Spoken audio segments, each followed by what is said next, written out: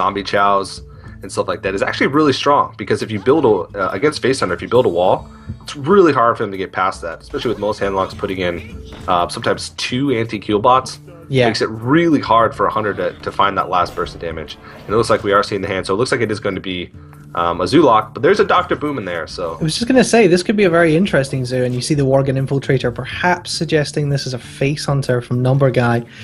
Yeah, as you say, I mean, the zoo is really difficult, because when you're running things like Implosion in zoo, which is pretty much a standard at this point, Hunter is the only matchup where you want to roll low on your Implosion, because you just know when you roll 4, Unleash the Hounds is coming next. You just know that's what happens. But we're seeing a pretty strong start here from Jab. He gets the Knife Juggler out on turn 2. Is able to kill that Leper Gnome. Would have been hoping to kill that Worgen Infiltrator, but certainly isn't going to sniff at being able to take something off the board. And actually, this is the instance where Zoo can actually beat Face Hunter, getting those good value minions, particularly Knife Juggler. Knife Juggler absolutely crucial in this matchup because there are a lot of 1 health minions. Yeah, that's very true. A lot of times in this matchup, you will see the Warlock take control early on, but when it really comes down to when you're starting to run low on cards, when both players have exhausted it, the Hunter's just going to come out in sort of the mid-game area, just because the Warlock's going to have to tap for new cards, and the Hunter is going to be weaving in his hero power turn after turn.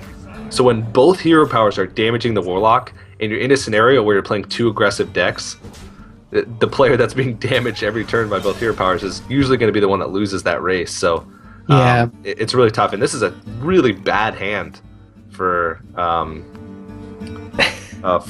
Jab. He's just so clogged. He's got the Melganis early on, which could be a factor later on, but I don't even know if this game will get to a turn 9. No, I mean, we can see from Jab's hand here, this is definitely not a traditional Zoo ladder deck. This is kind of, I guess, perhaps a hyper-aggressive Demon Lock. It's, again, a completely different archetype from anything we've seen in a lot of tournaments. The Bane of Doom there, the Dr. Boom, the Mal'Ganis, so there is a lot going on here. He's goes straight for the Doom Guard, and while he's probably quite lucky there, that Mortal Coil disappearing, but does lose his Dr. Boom. Thought it's difficult to know what he's going to go for here. I thought we might have seen the Bane of Doom to try and get some better board presence than use the Doom Guard. This suggests maybe he's not running Void Callers if he's just able to play the Doom Guard out straight away. Often that's a card you'll wait and activate a Void Caller for. Yeah, I mean, chances are he probably is playing Void Callers. He just can't afford to be that slow. That's true. And you see there, this is one of the only matchups where the Hunter sort of needs to play, Face Hunter sort of needs to play a little bit more of a board control oriented style. You notice the turn before, instead of hitting face with his Eagle Horn Bow, which, I mean, most of the time you're playing Face Hunter, you can block out your whole monitor aside from the face, and then just like blindly move your cursor until it mouse is over the face and hit it. That's usually the way that you play it, but you can't really leave a board for Zoo because they have so many ways to buff up their board. Cards like Power Overwhelming, Abusive Sergeant, Defender of Argus. You don't want to give them any good targets for that. So even though you're playing Face Hunter and you're overwhelming Caveman Urge, that's tough right there. Yeah. And it's difficult to see, actually. That's actually a really bad hack for Numberguy. The double kill command without the beast to be able to activate it. A 7/5 Doomguard staring him down. I was thinking, are we going to see that Doomguard on the Mad Scientist? We did see it. Haven't quite seen what the secret is yet, but it's likely to be an explosive trap. It may be one snake trap. If it's a snake trap, that's a really, really bad time for Numberguy. There are some Face Hunters that do tech in Freezing Trap. In the Pro League a couple days ago, I forgot which player it was, but they actually teched in a Freezing Trap. But judging by this move, it's definitely explosive because there's no way that he would make that move without it being explosive. Yeah, which is good. I was wondering if we were going to see him tank the 9 damaged face there to clear that Mal'Ganis, but clearly it is an explosive trap because he's leaving it at 1 health. And this puts Jab in an interesting position here. He is going to take 2 damage. He can put his opponent down to 7. 2 Mal'Ganis? And he can even put his opponent down to 2 health with the second Doom Guard. And that looks like what he's going to go for. And what turned out to be a poor hand was made quite a bit better by the Bane of Doom. Well, and I don't think there's any way out of this. Yeah, that's going to be first game going over to to Jab with the nice Bane of Doom. Well, there you go. Bane of Doom, since it's been, I guess, buffed, is one of the first times I think in since release the Blizzard has ever buffed a card, expanding the pool of demons able to be summoned by Bane of Doom. So we have the Mal'Ganis now as an option, and you saw the Mal'Ganis there. So that's a win for Jab. His Warlock is now locked out. That's pretty good actually for him, I think. We did say he might struggle against the Hunter. That certainly wasn't a favored matchup. And in Conquest, whenever you can win an unfavorable matchup, that is a pretty big tempo swing. Oh yeah, that's pretty huge. And I mean, that was not only it felt like he should have lost that game. Double Kill Command is actually a really good hand against Zoo because it allows you to race, and all you need is a beast, which he drew an owl at the last, which could have been, if he didn't draw that Mal'Ganis, the game-ending turn. Almost any other demon in that situation, maybe with the exception of like a Doom Guard because of the whole racing scenario in that type of situation, probably would have lost Jab the game. So it's a little bit unfortunate, but I mean, Bane of Doom, it's really cool. You call it a buff, I guess it's a buff, but it's really just well, we can call it a buff. It's establishing what it should be what should have been correct for quite a while, but it is certainly a buff to the card, and we're going to be moving to this next match pretty soon, and I'm aware that this next match is going to be a Hunter Mirror match. Now, that suggests to me that I guess Jab isn't feeling confident with his Druid against Hunter, because he has to get a win against this Hunter most likely in this match. He doesn't necessarily have to, but it's very likely he's going to have to beat this Hunter again at some point because it's such a strong deck for Numberguy. The Druid can really have a hard time, but this definitely suggests he's probably running Face Hunter himself, because I think the mid-range Hunter is pretty weak against the Face Hunter. Yeah, it really is, and it also indicates that he's probably playing a mid-range Druid, a faster mid-range Druid, maybe double combo with like Emperor Thorson, because that's the only reason why he wouldn't choose Druid in that situation. Heavy Ramp isn't really that popular right now. I know playing on ladder the past couple of days, I've seen maybe 1 or 2 Heavy Ramp, which it might be a good addition to your Conquest lineup if you assume there's going to be a lot of Zoo and a lot of Hunter. Which the meta might be shifting towards. But judging if he didn't pick it against what he probably thought Numberguy was going to go with, which usually, if you playing an aggressive deck in round 1, you're trying to get a quick win with it early on, so you can most likely guess that Numberguy is going to go with the Hunter again. Then it indicates that Druid is probably fast. But going with the mirror matchup, and actually we'll have to see in a second. I think we're going to jump into game pretty soon here. It's a pretty bold move, though. If he figured that he was going to go with Hunter, going almost certainly queuing into a mirror matchup with his own Hunter. He's got to have a lot of confidence in himself to win that mirror matchup if he assumed that Numberguy was going to go with the Hunter as well. Absolutely. So we're going to get into it here very, very soon.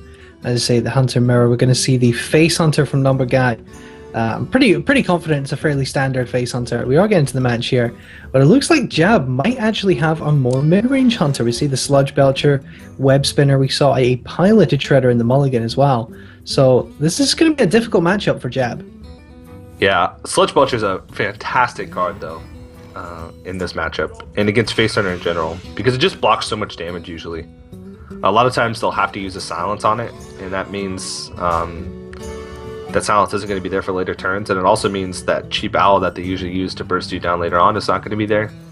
And if they kill with like a kill command, that's burn they're not using on your face. And also they still have to get through that second, the sludge that comes out, which is usually really hard for Face Hunter because they have to use a bow charge or a Wolf Rider that they have on board. It's really tough. So that card, Sludge Belcher, usually trades 2, sometimes even 3 for 1 against Face Hunter.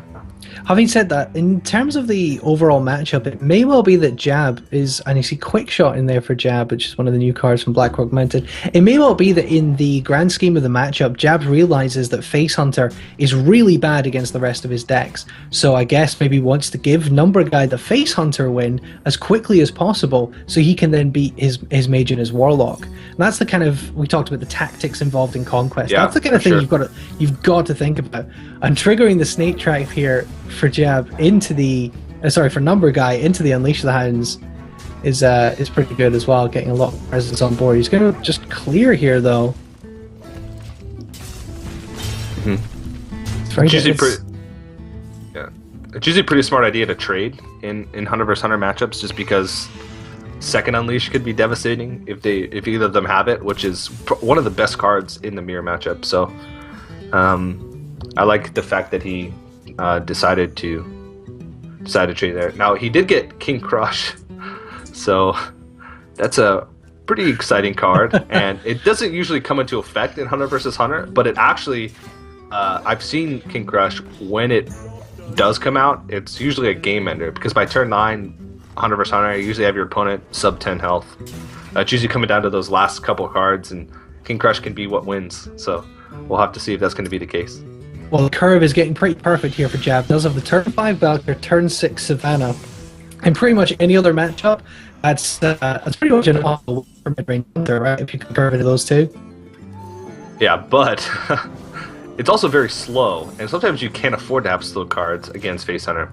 So next turn, if he spends his whole turn laying Savannah Highmane, that's a lot of damage he's going to take on the return, because there's a possibility of double Arcane Golem coming out, which would mean it would put him out with that bow charge, 8 health, and that's if he doesn't come across the rest of the board, and he's dealing with the snakes on the board. He has no AoE to be able to deal with that. If he goes with the Highmane, then there's going to be a lot of damage staring him in the face. But he doesn't really have much of a choice. Unless he wants to take out a 1-1 with Quick Shot. Yikes. Yeah, that's pretty difficult. He's just going to go ahead and slam the Savannah here and hope he can overwhelm the board. But yeah, this is pretty difficult, and you've got to be worried here if you Jab of what's sitting in the hand of Numberguy. Is it something you can use with Kill Command? Is it these double Arcane Golems? Is it something like Leroy? There could well be a lot of damage coming in, and that's actually a lot of damage on the board. I mean, there's 9 damage just represented in what Jab can see, so there doesn't actually have to be a huge amount. Even if it was just a Leroy and an Arcane Golem, that could be pretty nasty. But the trade there, probably a smart move from his part. Yeah, I don't know, though. In that situation, I'd like to try and make it a race. Try and say, hey, that 1 damage is probably going to be inconsequential, so I'm just going to hit your face and hope I draw into like a second kill command next turn and be able to make like a 20 damage turn. It's really tough. He does have Houndmaster next turn, so we can turn that Highmane into a little bit of a wall, but it's going to be really tough. Yeah, we're just going to see the Arcane Golem and the Wolf Rider come out here, and this could well just be Numberguy making it a race, like you said. He's going to go all in here. And this feels like a pretty safe strategy, I think. So much is actually lethal in the hand, even if Jab is able to clear everything on board, and it would take probably quite a bit for that to happen. But something like a Houndmaster on a Savannah Highmane could actually wreck his day here. Yeah. He just doesn't have enough damage to do anything here, so he's got to clear as much of the board as possible. So I like Knife Juggler, Houndmaster, Quickshot here. Yep. Knife Juggler, and then Houndmaster, and then Quickshot the Arcane Golem, and try and trade off as much as possible. That way he can set up a huge damage next turn, because he'll have, 6 plus 8, 14, 18. He'll have 27 damage, I think, next turn, if none of his board is killed. So he'll be able to kill him quite easily the following turn. It all depends on if Numberguy can get through this wall. It's going to be tough. I mean, he has to draw into a second owl, I guess. A second owl. And that's not it. That's a leper gnome. So it looks like Jeb might actually be able to beat the Face Hunter here with mid-range. That Houndmaster just absolutely perfect what he needed to put up that wall of taunt. The early silence coming down in the Sludge Belcher. Like you said, I always so often in Face Hunter use to push through at that crucial lethal turn, or to push through to get damage on at the absolute necessary point. But Sludge Belcher is just such a big target for silence because of the second taunt coming out of it, even if you can get through it, that he had to use it then. And now he's staring down a 8-7 at Savannah Highmane, and it's pretty hard to see how you come back from that. And he doesn't even know that King Crush is waiting in hand to finish him. Yeah, he's got to go for the style points and finish the game with King Crush. He could actually finish it with Oh no. Oh yeah, he could finish it with kill command. So, I mean, there's lethal staring at him on board. He doesn't even have to use either of the cards in his hand. But it looks like Numberguy is going to stay in, maybe try and get a little bit of.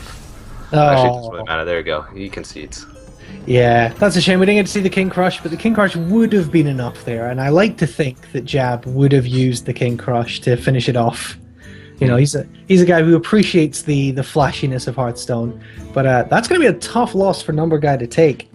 And Jab's Hunter's going to be locked out now. So all he needs to do is get one win with the Druid against either the Mage, the Hunter, or the Warlock.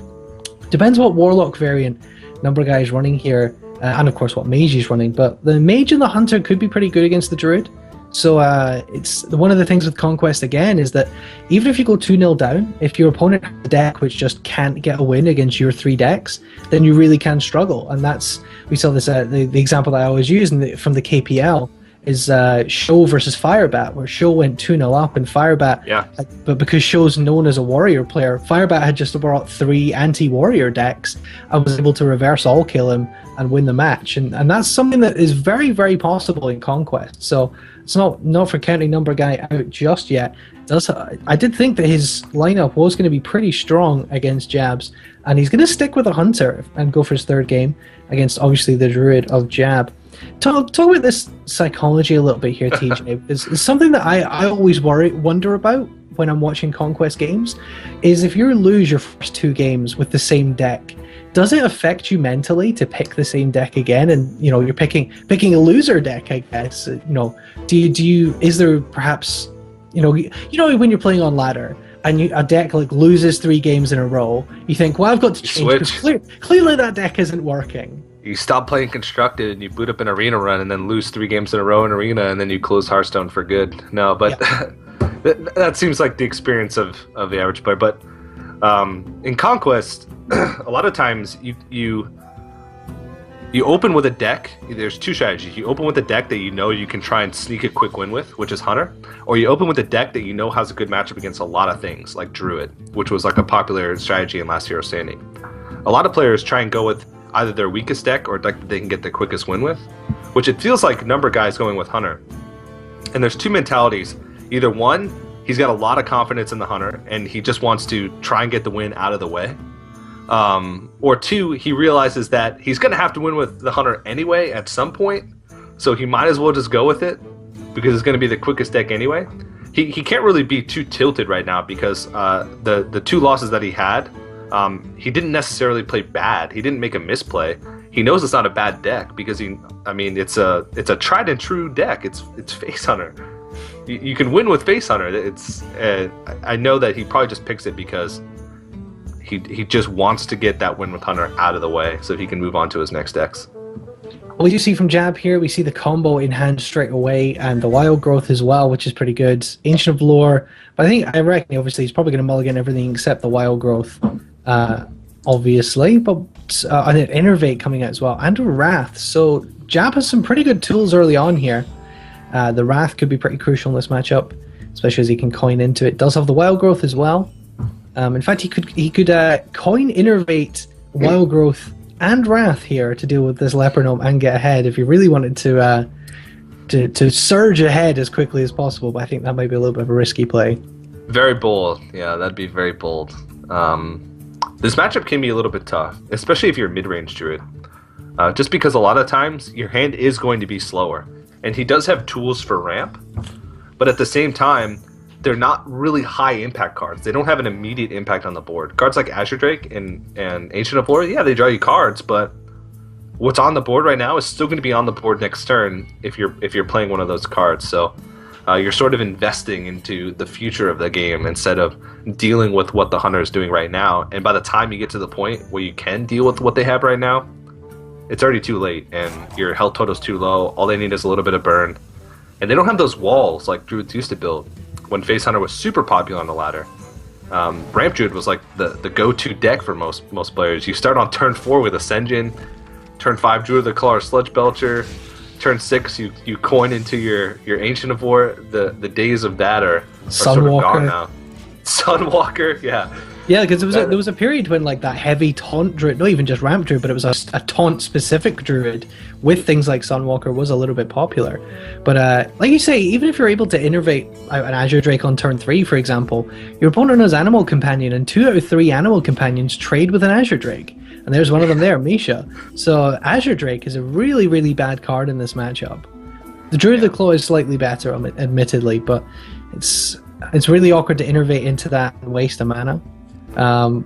He does have the Keeper of the Grove. I guess he can maybe silence the taunt, or even just kill the Mad Scientist is probably what he would go for.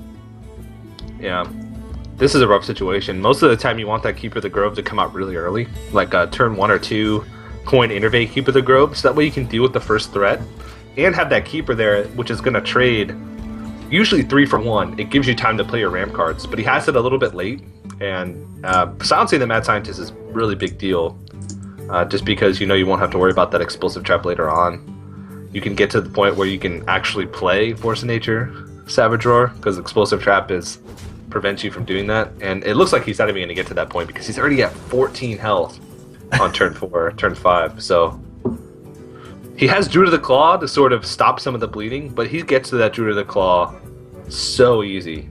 Well, I guess you could innervate Ancient of Lore to heal. That doesn't feel good. No, because you know that the amount that you're healing, you're using the innervate and you're healing, but he has what, more than 10 damage staring at you on the board. So the 5 heal that you're doing is just going to be negated plus some the following turn. And this, again, going back to the talk of psychology, and obviously having to get these different wins.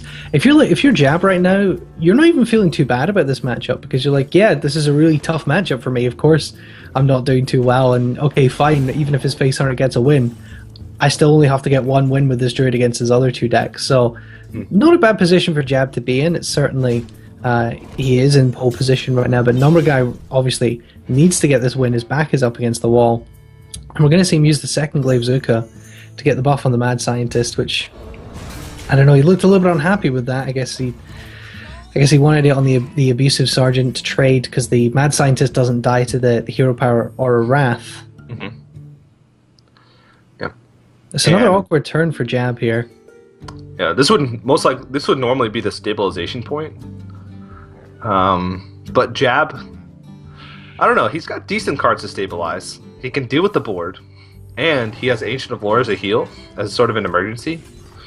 So the fact that Numberguy's hand was actually clogged with weapons, and he wasn't really able to develop his board in that situation, really hurt him, because he was forced to trade most of his board into that Druid of the Claw to clear it off, and he wasn't able to keep on the pressure.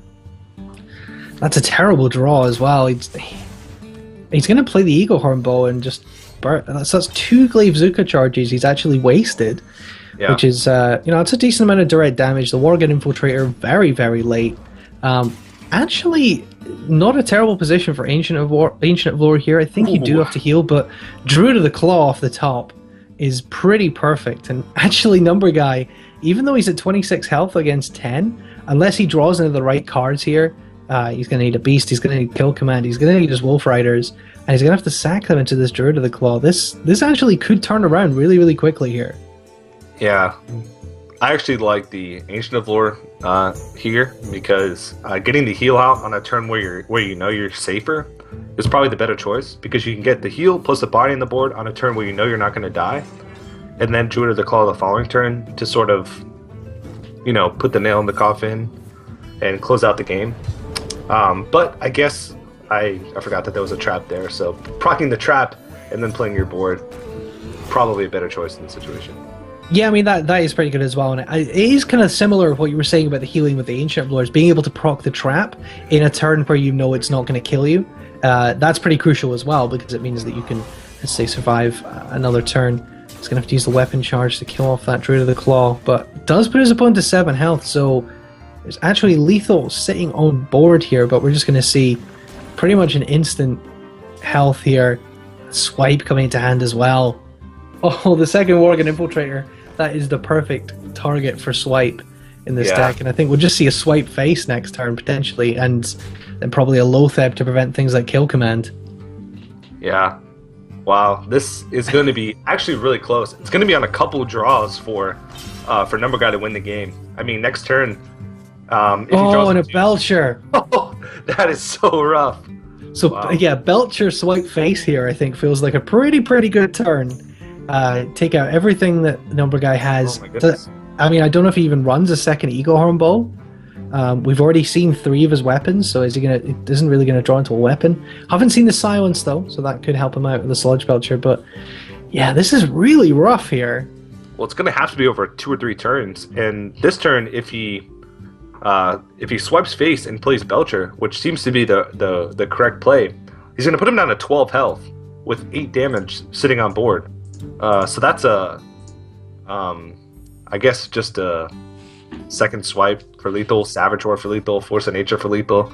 There'd be a lot of opportunities, and since Numberguy has an empty hand, he'd be forced to do damage over 2 turns, because if he draws the Owl next turn, he's still not going to have lethal. So it's looking pretty rough for Numberguy when he sees this swipe come out. It's not going to be good at all. Jab's thinking long and hard about this. I guess he's trying to think whether or not he wants to play that Lotheb and lock out things like Kill Command and Unleash. But the Belcher, he's not going to use the swipe. I don't know. Wow. Face, that is... I guess he realizes that regardless of what he draws next turn, there's no draw that he could get that would kill him. Even if he draws Silence. Actually, no. If he did draw Silence, that would have been lethal. Yeah, exactly. That's really risky. Really risky. I don't like that. I don't like that play at all, honestly. I just say, I think that's, you know that the Owl is in the deck, you've seen it already, and you're in a pretty rough position here, actually. I think you probably have to proc the Haunted Creeper and now swipe face. Obviously, that does give you a better value swipe than you had last turn, but I'm really not sure I'm a fan of that. I think that's... Who cares about value right now? You care about your life. You care about your life. Exactly. When you want to put yourself in a situation where your opponent can't draw into lethal, and swiping face in that situation. Oh well, actually, no, that's not true, because the following turn, Hero Power Kill Command would have killed him as well, because he was at 5 health. So I guess it's the same amount of risk. It's putting him on drawing a Silence or putting him on drawing a Kill Command. Which one are you more afraid of in that situation? So either way, I guess. There is a way that he could have died the following turn. So I guess it's not that risky now that I think about it, because he was at 5 health. And this is kind of an awkward spot here, because he does, I guess part of him maybe wants to play another 5-drop, but also he kind of wants to get that armor as well, to get himself a little bit of healing. But he's actually just going to go for the Lotheb, and that does lock out the Kill Command. So it's going to be, I don't think there's actually any outs here for Numberguy locking out the Kill Command with the Lotheb. And this is going to be a super quick victory for Jab. 3-0 against the Face Hunter in some pretty unfavored matchups for Jab.